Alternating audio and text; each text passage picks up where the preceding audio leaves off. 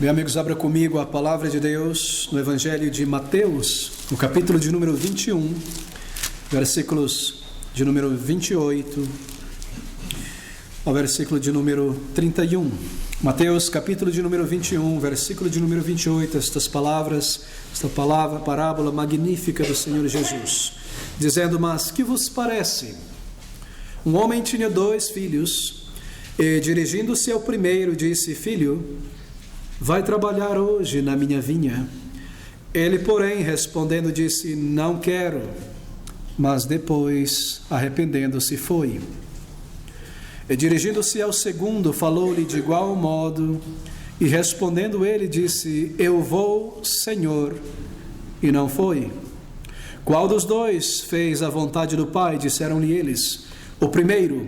Disse-lhe Jesus: em verdade vos digo, que os publicanos e as meretrizes entram adiante de vós no reino de Deus. O título desta mensagem nesta noite é uma resposta que conduz à vida eterna.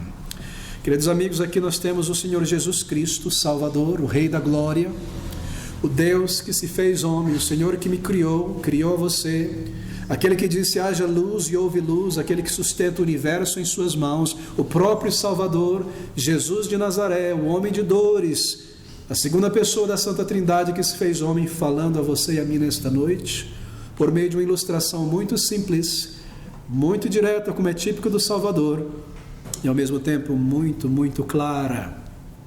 E o Senhor Jesus Cristo aqui apresenta a você e a mim nesta noite, como Ele tem apresentado por preservar esta palavra na Bíblia ao longo de séculos e até o final, a milhares de homens e mulheres. Ele apresenta diante de nós 2 exemplos claros, simples, 2 respostas possíveis que podem ser dadas ao chamado de Deus pelo Evangelho de Jesus Cristo. Quando Deus fala e quando Ele lida com um de nós, em uma determinada circunstância, Ele toca primeiramente em nossa consciência, nos levando a perceber a nossa necessidade espiritual. Então, esse toque de Deus na nossa consciência e a compreensão do seu Evangelho, quando nós lemos ou quando nós entendemos algo a respeito da existência de Deus, exige por necessidade, por parte de cada homem e mulher, uma resposta a palavra de Deus, ao chamado de Deus. E aqui está o exemplo de 2 únicas respostas possíveis ao chamado do Evangelho. Bem, aqui nós temos uma parábola do Senhor Jesus Cristo. E você talvez tenha ouvido me falar muitas vezes quão magníficas são as parábolas do Senhor Jesus Cristo. Cada uma dessas parábolas tem a intenção de ilustrar o que é o reino de Deus, o que é a salvação, a maneira de se entrar no reino de Deus e as consequências de virar as costas para este reino. E aqui está mais uma destas parábolas tão breve, em poucos versículos, mas tão profunda e tão poderosa a respeito da maneira como uma pessoa deve entrar no reino de Deus ao responder o chamado do Evangelho. Nós temos aqui 2 exemplos. É verdade, esses 2 exemplos dessa parábola, originalmente, no contexto, no dia em que o Senhor Jesus pronunciou aqui neste mundo, há 2000 anos atrás, sim, é verdade que originalmente, esta parábola, estes 2 exemplos, foram dirigidas aos líderes judeus de Israel. Esse é o contexto histórico primário em que o Senhor dirigiu estas palavras aos sacerdotes, aos anciãos, aos líderes, escribas daquela religião. E nós lemos que o Senhor lida com eles e faz um contraste entre a resposta deles à mensagem do Evangelho e a resposta daqueles homens e mulheres que não queriam saber nada da religião, cobradores de impostos, meretrizes. E ele passa a dizer a eles, que eram os homens da religião daquela época, as pessoas que se assentavam na cadeira de Moisés para ensinar a lei de Deus, que a maneira como eles respondiam ao Evangelho da graça redentora era uma resposta errada, embora eles deveriam conhecer a lei de Deus e a vontade de Deus e as profecias que apontavam para o Messias. Eles não respondiam adequadamente, mas aqueles que pareciam rejeitar a religião, que pareciam rejeitar a Deus, foram aquelas pessoas que estavam respondendo a um chamado ao arrependimento. E esta parábola foi contada então a estes líderes para ilustrar a maneira que uma pessoa entra no céu e a maneira como o Senhor um dia haverá de julgar e rejeitar aqueles que viram as costas para o chamado do Evangelho. Aqueles homens interromperam a Jesus. No versículo de número 23 nós lemos: e chegando ao templo, acercaram-se dele, estando já ensinando os principais sacerdotes e os anciãos do povo, dizendo: com que autoridade fazes isto? Isto é, quem lhe deu autoridade para ensinar o povo? Nós somos os homens da lei e da religião. Ele estava no templo, lugar de adoração e de ensino, ensinando as multidões, e eles constrangem o Senhor Jesus Cristo, dizendo: quem lhe deu autoridade para ensinar o povo de Deus? Em que escola rabínica você estudou? Quem ele separou como um rabi? De que descendência, de que classe, de que nação, da tribo de Judá, de descendência de Abraão você é? Lhe foi dado o sacerdócio, lhe foi dado o ministério levítico. Qual é a tua autoridade para falar desta maneira e ensinar as pessoas aqui no templo? Eles interrompem a mensagem do Evangelho, eles fazem o Senhor parar mais uma vez, e continuamente eles faziam isso. E depois de um diálogo com eles, breves versículos até o versículo 28, o Senhor então diz a eles esta parábola. Que vos parece? Ele diz a eles: um homem tinha 2 filhos, e dirigindo-se ao primeiro disse: filho, vai trabalhar hoje na minha vinha. Ele, porém, respondendo, disse: não quero, mas depois, arrependendo-se, foi. E dirigindo-se ao segundo, falou-lhe de igual modo, e respondendo ele, disse: eu vou, Senhor, e não foi. Bem, em essência, o que o Senhor Jesus Cristo está dizendo àqueles líderes é o seguinte: veja que, amigos líderes, diante de vocês estão coletores de impostos, homens odiosos, homens que abandonaram o país e traíram a nação e rejeitaram a lei de Deus. E aqui estão prostitutas, pessoas que entregaram as suas vidas, os seus corpos e a sua moral à carne e venderam a si mesmo. E todas as pessoas rejeitaram a fé e rejeitaram a lei de Deus. São judeus, mas rejeitaram o conhecimento de Deus em seus corações e a lei e a religião de Deus. Mas estas pessoas, ele está dizendo aos líderes, quando elas ouviram a palavra do Evangelho, quando elas ouviram a minha mensagem, quando elas ouviram a pregação de João Batista, que veio antes de mim preparando o meu caminho, quando elas ouviram a mensagem que Deus enviou um Salvador a este mundo, então elas se arrependeram. Então eles começaram a dizer de si mesmo: há um Deus, Deus é real, Ele cumpriu as suas profecias, Ele enviou um Salvador. E quando eles ouviram o Evangelho, o Senhor está dizendo a eles, eles clamaram por vida e clamaram por perdão e salvação e se humilharam debaixo da poderosa mão do Senhor. E assim por dizer, eles entraram para dentro do reino de Deus. Inicialmente eles disseram: não, Senhor, não, Deus. Depois, não quero, não irei abraçar. Mas depois eles disseram sim, eles se arrependeram e eles entraram. Enquanto vocês, principais dos sacerdotes, que disseram desde o início: sim, Senhor, nunca entraram para dentro do reino de Deus. E assim vocês permanecem do lado de fora até agora. E vocês seguem dizendo: nós somos o povo de Deus, descendência de Abraão, justos e obedientes a Deus. Mas eles nunca responderam ao chamado do Evangelho, ao chamado de arrependimento, de maneira que a parábola do Senhor Jesus Cristo originalmente se aplicou àqueles homens, àqueles líderes. Mas, queridos amigos, essa não foi a única intenção do Salvador a ter contado, dito esta parábola 2000 anos atrás, nunca foi.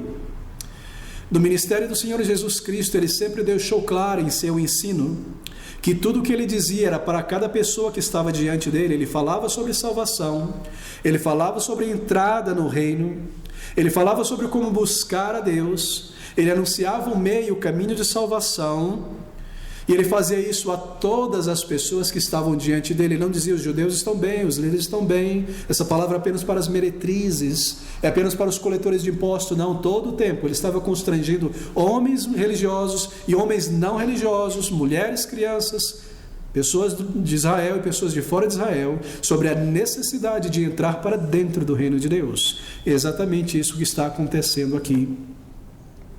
O Senhor Jesus Cristo está pregando mais uma vez o seu glorioso Evangelho. E tendo isso agora em mente, nós podemos então analisar esta parábola do Senhor Jesus Cristo.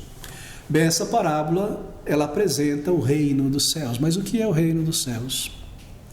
O reino dos céus é a vida de Deus na alma de uma pessoa. O reino de Deus, ele é invisível aos olhos, disse o Salvador, ele não virá visivelmente. Não será um império feito de soldados, de riqueza, de arte, de cultura. Ele está no meio de vós e dentro de vós. E onde estava o Senhor Jesus Cristo, ali estava o reino de Deus. O reino de Deus é vida, é salvação, é transformação. E o reino de Deus persiste e continua para a eternidade. E entrar no reino de Deus, ele está explicando, é ser uma nova criatura. Não é simplesmente ser parte de uma religião, embora a religião certa, mas é possuir vida na alma por uma experiência de conversão, por uma experiência de perdão de pecados e vida eterna. E essa parábola representa exatamente isso. Como entrar no reino de Deus. Bem, como nós podemos saber que ele está falando sobre o reino de Deus aqui? Porque ele nos diz no versículo de número 31. Qual dos dois fez a vontade do Pai? Disseram-lhe a ele. O primeiro, disse-lhe Jesus, em verdade eu vos digo que os publicanos e as meretrizes entram adiante de vós no reino de Deus. Em outras palavras, o reino de Deus aqui representa a vida com Deus, tornar-se um crente em Jesus Cristo, um filho de Deus, vir, entrar para dentro do reino de Deus. Nós lemos aqui sobre esta parábola então, e aqui é magnífico, queridos amigos. Nós lemos sobre um pai de família, nós lemos sobre um homem que possuía uma vinha. Mas que vos parece? Ele propõe uma parábola à mente, ele raciocina com aqueles homens e ele raciocina com você e comigo nesta noite. O que vos parece? Ele está dizendo por esse texto registrado aqui. O que te parece? Um homem tinha 2 filhos e dirigindo-se ao primeiro disse-lhe: filho, vai trabalhar hoje na minha vinha. Este homem, obviamente, nas palavras do Senhor Jesus Cristo, representa Deus. Ele é o Senhor da vinha, que é a sua igreja. Muitas vezes a igreja é representada na Bíblia, nas palavras de Cristo, como uma vinha preciosa, plantada por Deus. Estes 2 filhos naturalmente representam 2 tipos de pessoas, religiosos e não religiosos, pessoas que dizem crer em Deus e pessoas que se afastam de Deus, você e eu. Ele divide a humanidade entre essas 2 classes, pessoas que têm um senso que Deus existe e pessoas que rejeitam esta consciência da existência de Deus. Esta vinha é o reino de Deus, é a igreja do Deus vivo, é salvação, é a eternidade, é a vida eterna. Tão simples, não é? Tão singela esta ilustração diante de nós. E entrar no reino de Deus é ter o imenso privilégio de ser um trabalhador na vinha do Senhor Jesus Cristo e andar com Ele e ter o prazer de herdar aquela vinha, como nós iremos ver aqui em um minuto. Aquele proprietário chama então um de seus filhos, e nós lemos sobre 2 jovens, e ele chama o primeiro, nós lemos, e ele é chamado, seu filho, para ir trabalhar na sua vinha. Bem, esse proprietário representa Deus. E assim ele diz aos jovens: venham para a minha vinha, para o meu trabalho. Vocês irão herdar uma herança. Vocês irão cuidar daquilo que irá pertencer a vocês. Vocês serão parte disso. Deus, querido amigo, Ele chama cada um de nós, cada homem e mulher, pela sua palavra, pela palavra do Evangelho, a entrar para dentro do reino de Deus, a encontrar perdão, salvação e reconciliação com Deus. A igreja é representada como esta vinha, e Deus diz a homens e mulheres: entre para dentro, vinde às bodas, vinde cear, entre para dentro. É um chamado de misericórdia, é um chamado terno, não é? Deus não permanece no seu trono irado contra o pecador. Ele se volta ao pecador e ele chama, ele convida, ele comanda: vinde a mim, vós que estáis cansados e sobrecarregados, entre no meu reino. Que convite maravilhoso! Deus dizendo a homens e mulheres: venha para dentro, tenha um lugar no céu, tenha perdão, recebam herança. E assim nós temos o chamado de Deus para a salvação e para entrar no reino de Deus. Bem, deixe-me especular um pouco agora nesta parábola. Ele diz: mas que vos parece? Um homem tinha 2 filhos e dirigindo-se ao primeiro disse: filho, vai trabalhar hoje na minha vinha. Como todas as parábolas do Senhor Jesus Cristo, onde existe uma vinha, esta não é a única.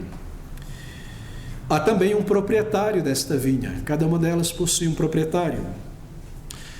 E esta vinha, certamente, é uma vinha muito rica, muito produtiva. Uma vinha ampla, extensa, com muitos hectares, porque assim é o reino de Deus. Um reino de riqueza, de beleza, bem construído. É uma vinha rica, é uma vinha frutífera. Talvez uma vinha como aquelas que Caleb e Josué viram Noé entrar em Canaã, com caixas de uva que precisam de 2 homens para carregar. É um reino frutífero, o reino de Deus. Não é um reino de migalhas, de falsas promessas. É paz com Deus e vida eterna. É respostas de oração. É o amor de Deus. É conhecer a vida, é entender, é ser guiado por Deus. É um reino frutífero. É uma vinha bem plantada por Deus. É um reino eterno, um reino permanente. Certamente esta vinha para dentro da qual os filhos foram chamados era uma vinha produtiva. E este homem, este pai de família, este proprietário, bem, ele certamente era um homem rico. Porque essa era uma sociedade agrária e quem tinha terra e tinha terra ampla eram pessoas de posse. Ele era um homem rico, um homem de posse, que possuía 2 filhos, e filhos que eram bastante privilegiados, terem crescidos, tendo um pai, uma família rica que pode lhe dar todo o ensino, tudo que você precisa, e uma herança muito grande. Que privilégio, não é? Talvez eles eram herdeiros desta vinha, certamente um deles, pelo menos o primogênito era, mas talvez o pai tinha decidido dividir no meio para os 2. E por serem filhos do proprietário, quando eles foram chamados para trabalhar, bem, tenha certeza disso, não pense que eles foram chamados para trabalhar num sol escaldante do dia, para cavar, para carregar peso. Não, haviam servos. É uma vinha ampla, haviam servos, trabalhadores, jornaleiros, recrutados. O pai vem a um dos filhos e diz: filho, vai trabalhar hoje na minha vinha. Ele seria uma espécie de gerente ali na vinha. Ele seria uma espécie de supervisor, certamente seria. Ele representaria o seu pai diante dos trabalhadores. O seu trabalho seria um trabalho desfrutável. Não seria um trabalho alienado, trabalhar numa parte de algo e não ver o resultado final. Não, ele estava trabalhando em sua herança. Aquilo seria seu. Seria algo desfrutável. Que privilégio poder representar o meu pai diante dos trabalhadores e observar a vinha que ele plantou. Não lhe seria pedido se matar de tanto trabalhar. Tenha certeza disso. Vai trabalhar hoje em minha vinha. Você irá herdar esta vinha. Que privilégio conhecer a minha herança. E ele responde e diz: não quero. Não estou interessado. De uma maneira breve, de uma maneira grosseira, de uma maneira seca e ríspida. Não quero. E aqui está o primeiro chamado de Deus a este primeiro jovem. A sua resposta é quase violenta, a sua resposta é seca. Não quero. Mas por que não? Essa vinha será tua. Essa vinha te pertencerá. É um lugar de beleza, é um lugar de prazer. E mesmo ao longo do trabalho você pode tirar cachos de uva e saborear, e sentar debaixo de uma sombra, e se alegrar e ver o trabalho, o fruto do teu trabalho. Por que não? Terá fartura, será teu. Assim é o reino de Deus, queridos amigos. Você percebe o que Deus está descrevendo aqui? Uma vida convertida, um reino de aprendizado sobre Deus, de felicidade, de vida eterna, de certezas, de alegrias, de conhecer ao Senhor, de andar com Ele.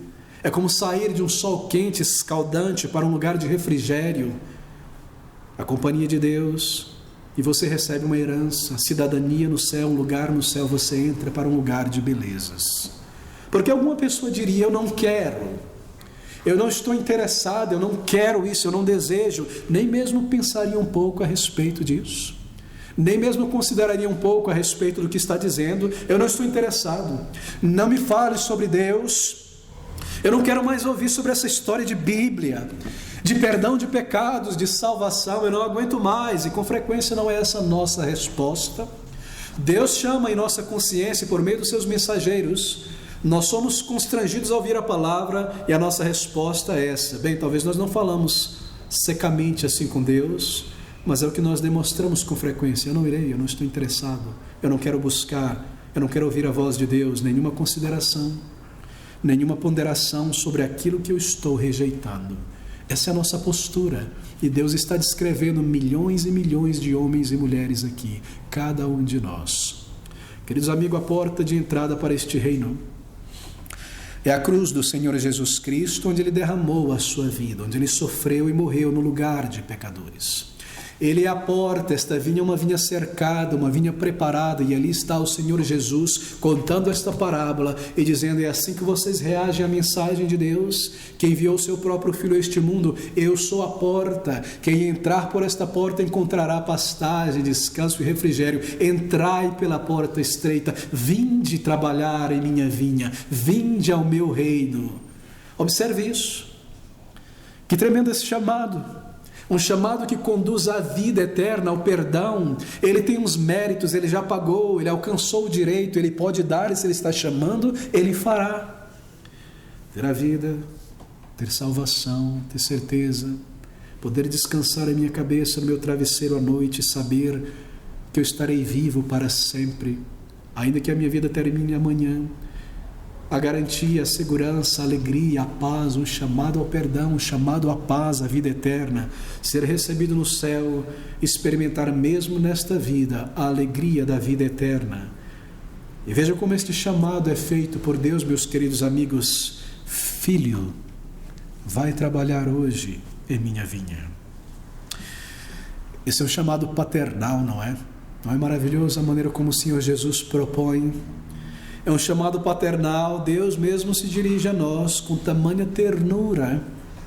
Esse é o chamado do Evangelho, é um chamado terno, é chamado de boas novas, é misericórdia, é graça, é favor, é tão bondoso, é uma notícia boa, boas novas de Deus para homens e mulheres, Ele próprio chamando. Que ternura do Senhor, Ele poderia trovejar em nossa consciência para nós corrermos para Ele, mas Ele chama com ternura e com bondade, é o chamado de Deus pelo Evangelho, e este é um chamado universal a todo homem criado segundo a sua imagem e semelhança. Um chamado que é anunciado em toda parte. É um chamado que será ouvido uma vez na consciência por todo homem e mulher, porque a palavra de Deus nos diz em João capítulo 1, versículo 9, que Cristo Jesus é chamado ali de a luz que ilumina a todo homem que vem ao mundo. O que significa dizer que todos nós, em determinado momento de nossa existência, cada um de nós escutará o chamado de Deus. Esta luz iluminará a nossa consciência a respeito de Deus e do Salvador em um determinado momento de nossa existência. Cada um de nós terá um dia uma percepção da realidade de Deus.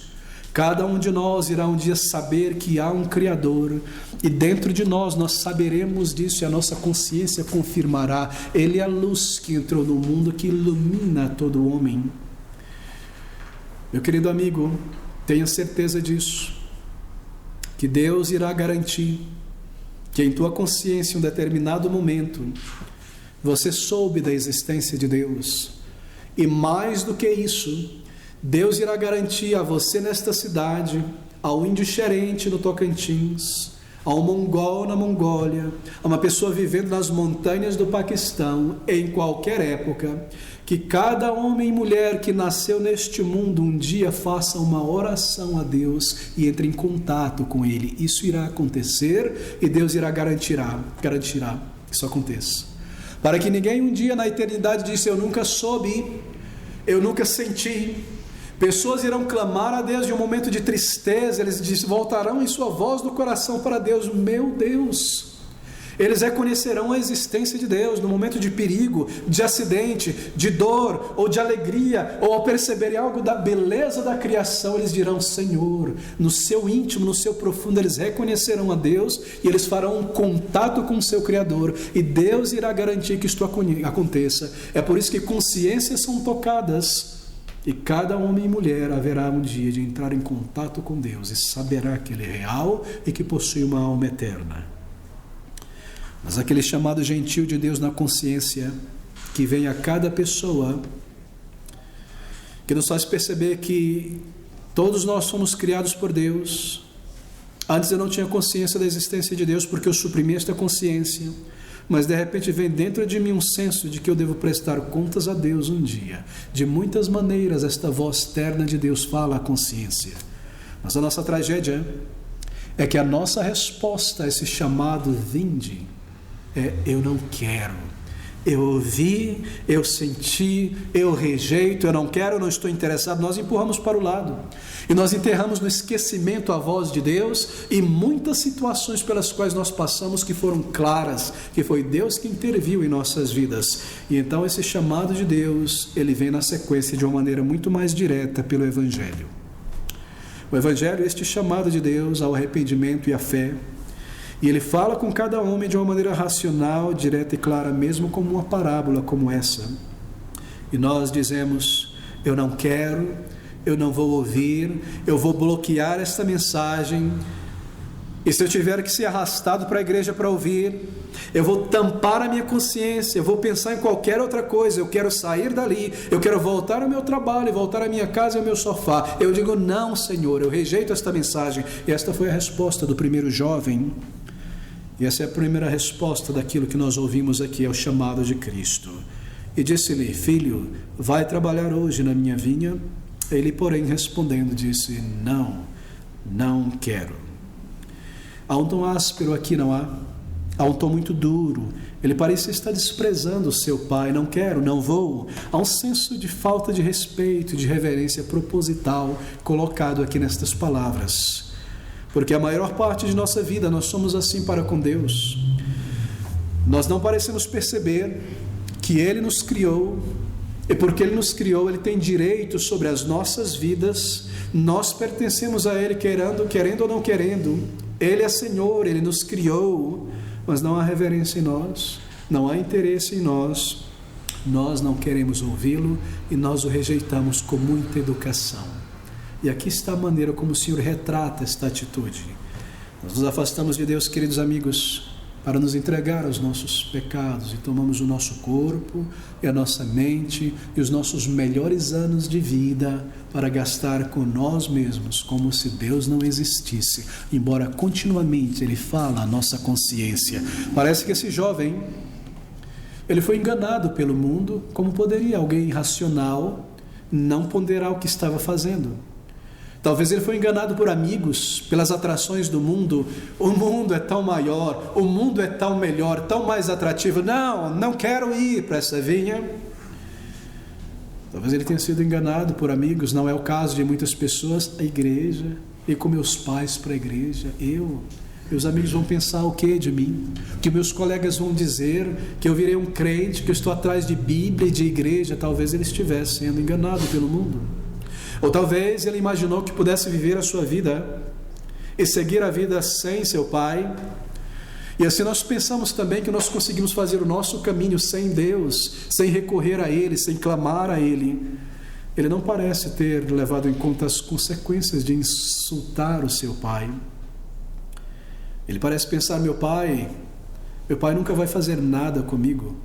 Eu posso desprezá-lo, ignorá-lo, depois ele vai voltar a conversar comigo, ele me ama, ele não irá fazer nada. É um jovem arrogante, é um jovem presunçoso, é um jovem autodependente, egocêntrico. Mas algo surpreendente acontece com ele, nós lemos, porque nós observamos que ele mais tarde se arrepende e volta atrás, dizendo, ele porém respondendo disse, não quero, mas depois arrependendo-se foi.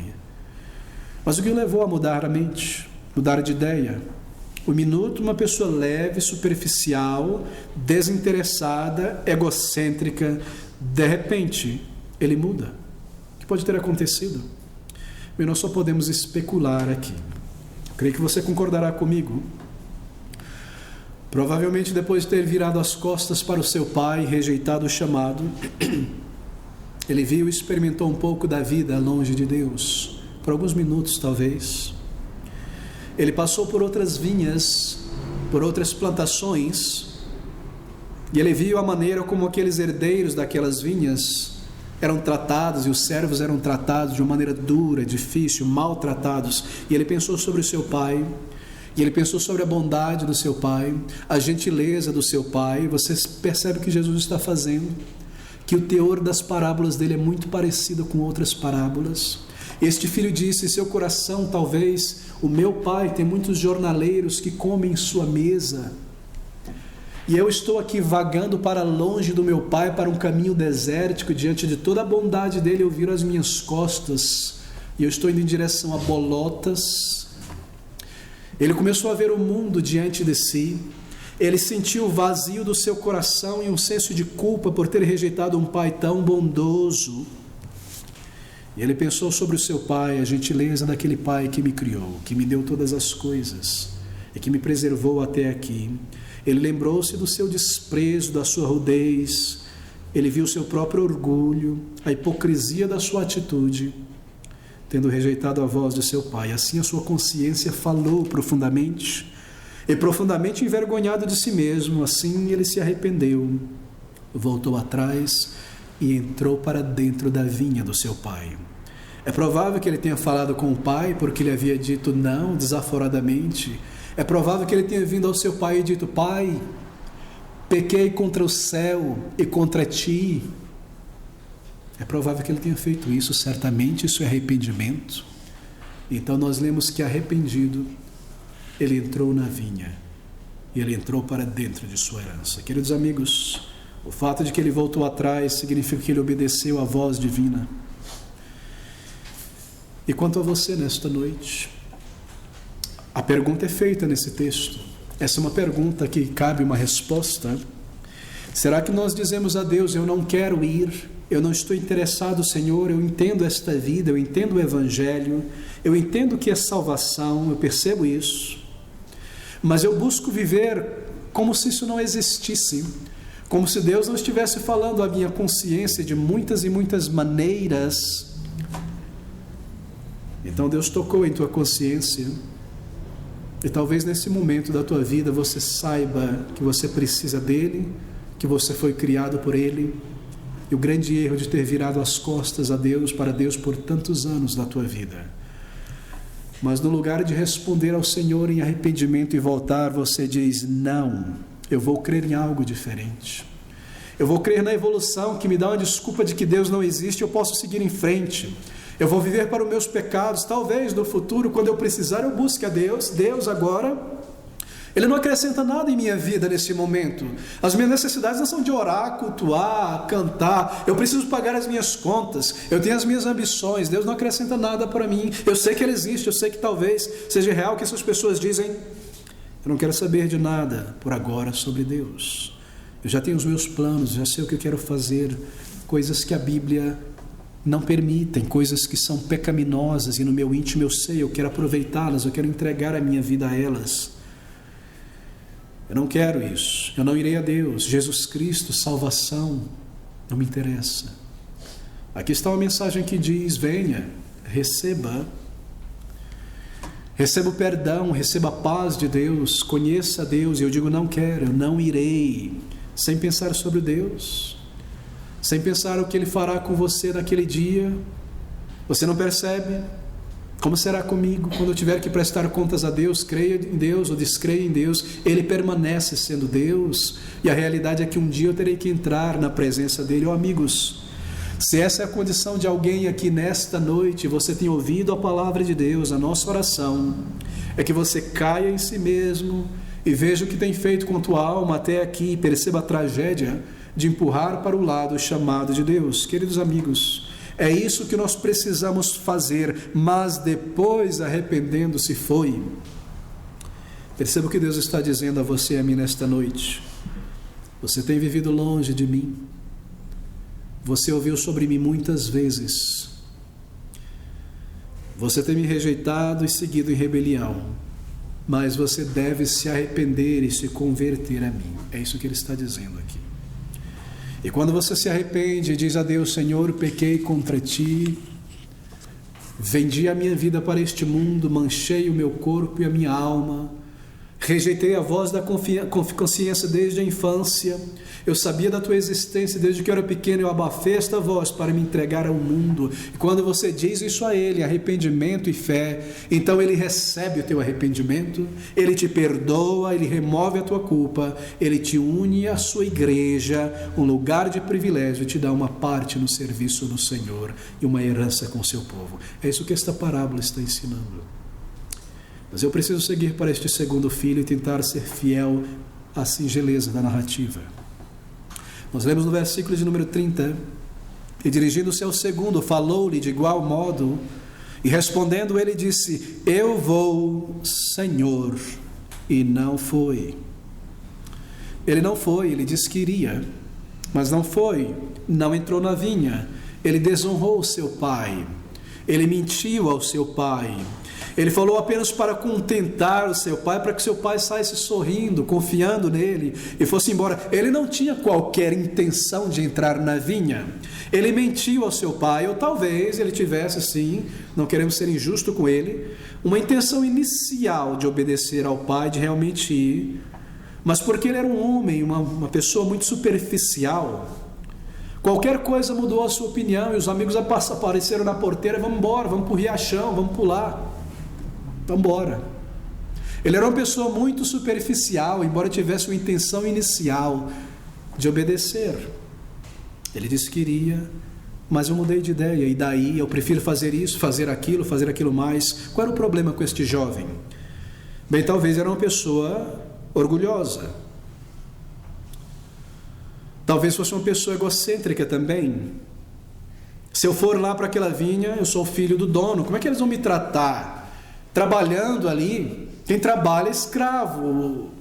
Eu não posso trabalhar, eu não posso pôr minha mão no arado, eu preciso ter uma postura de quem é herdeiro. Talvez ele fosse uma pessoa orgulhosa, sim. Talvez ele não pensou com seriedade na consequência de mentir para o seu pai. Ele não vai fazer nada. Meu pai é assim, ele é bondoso, ele é gentil. Meu pai fala manso, meu pai é tranquilo, meu pai é tão bondoso. Ele não vai, eu sou filho dele. Queridos amigos, todas essas possibilidades refletem a nossa atitude. Você quer seguir ao Senhor? Sim, claro. Deus é tudo. Eu não posso viver sem Ele. Eu preciso de Deus, eu necessito de Deus, sim. Aquele jovem era uma pessoa superficial. Amigos queridos, diante de Deus nós não podemos ser levianos, superficiais. Dizer uma coisa para Deus e não cumprir na Bíblia, isso é chamado de hipocrisia. Quantas vezes eu te pergunto, você disse ao Senhor: Senhor, eu te buscarei de agora em diante de todo o coração, para que dentro de poucos dias você voltasse a se envolver com as coisas desta vida e nunca mais voltar a buscar o Senhor. Quantas vezes talvez alguém que ouviu a palavra de Deus falando à sua alma, para se comprometer a buscar ao Senhor, simplesmente para na segunda-feira voltar a viver a sua vida de pecados, abafando a voz da consciência, imaginando que Deus não está vendo. Quantas vezes nós temos feito isso? Ou talvez a nossa situação é que nós imaginamos que a nossa atitude de desprezo não tem nenhuma consequência, porque quando nós pecamos, nós observamos que Deus não nos destrói imediatamente, então nós imaginamos que Ele nunca irá lidar com o nosso pecado, porque nada aconteceu quando eu pequei grossamente contra Deus. Imaginamos que podemos seguir empurrando a voz de Deus, seguir o nosso caminho de pecado, imaginar que um dia Ele me receberá e tudo estará bem, que eu possa seguir rejeitando ao Senhor. Mas se você rejeitar a Cristo, meu querido amigo, você será rejeitado por Ele, diz a palavra de Deus. Todas estas possibilidades do primeiro filho ou do segundo filho refletem a nossa condição. A grande pergunta do Senhor Jesus Cristo é essa: que vos parece onde você se encontra nesta noite, nesta minha ilustração? Em que momento da sua vida você está? Você já entrou para dentro desta vinha? Que te parece, meu querido amigo, nessas palavras? Uma mera anedota, uma ilustração do púlpito, uma mensagem a ser deixada para trás e eu volto para a minha vida. Ele te pergunta nesta noite, foi preservado aqui: que te parece? Onde você se encontra nesta noite diante do chamado de Deus? Talvez a vida cristã não te pareça uma vida atrativa. Parece atrativa para muitas pessoas, mas não para mim. Não sou esse tipo de pessoa. Não é para mim, eu não me encaixo nesse tipo de religião, de ser uma pessoa religiosa. Esse é o reino de Cristo. Esse é o único lugar onde você tem uma explicação para tudo na vida e você diz: não me interessa. Esse é o reino de Deus. Quantos benefícios, quantas bênçãos, quantas possibilidades imensas e tremendas. Nunca diga: eu não vou ser feliz se eu me tornar um cristão, porque eu vejo pessoas cristãs, crentes, eles mudam, eles deixam de ser bacana, eles param de ter prazer, de alegria, de ter festa, eles são tão diferentes, eu não vou ser feliz. Ninguém verdadeiramente tornou-se um crente em Jesus Cristo para jamais dizer isso.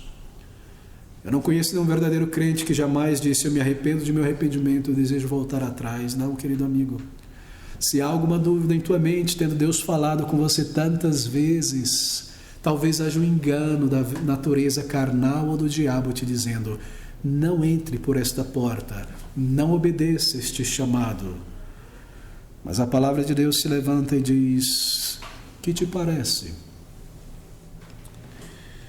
Eu gostaria de explicar algo antes de concluir esta mensagem.